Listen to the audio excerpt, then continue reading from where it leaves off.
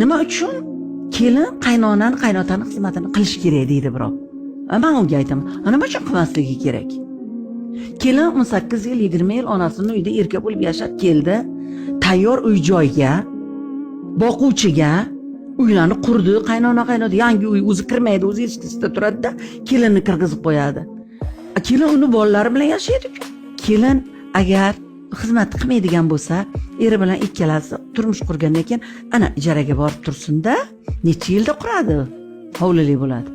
Necha yilda hovlili bo'ladi, necha yilda uyli joyli bo'ladi, necha yilda mashinali bo'ladi. Odam aqlini ishlatish kerak-ku. Quruq yer bo'lsa ham, bir uy, bir yotoqxona berayotgan bo'lsa ham qaynona, qaynotani xizmatini qilish kerakmi? Shuni axir oqlash kerak-ku, o'sha senga qolyapti-ku. O'sha kelin, o'sha o'g'il, o'sha navaralarga qolyapti-ku. Bechora o'lib umri bo'yi mehnat qildik-ku, masalan, qaynotalar.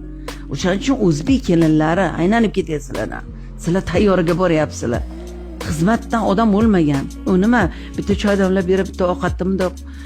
Hozir aytaman men kelinimga, men uchun hech narsa qilmayapsiz, kelinjon. Mana eringiz, o'zingiz, 3 ta bolangiz, men bitta o'zim.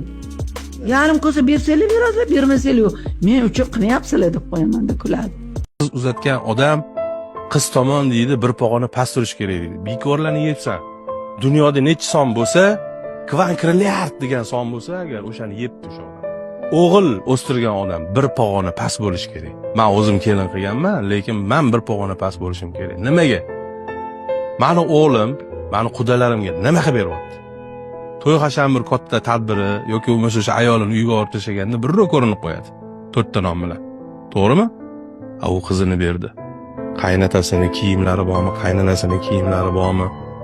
O'sha uyda turadigan kichkina bola, qaynisi, eriniki hamma kiyimini yuvib, dazmollab, o'ylani pokiza asrab, hamma yo'ni artib, surtib, sizlarga qaragan, boshqa qilgan, hamma yo'ni saramjon, sarishta sizlab, boshqa qilib, yana orada qaynonadan arzimagan narsalarga gap eshitib qolishi bor, shularni aniq qilib, o'zidan 30 yosh kichkina bola bo'lsa ham uni sizlab yana past kelish kerakmi?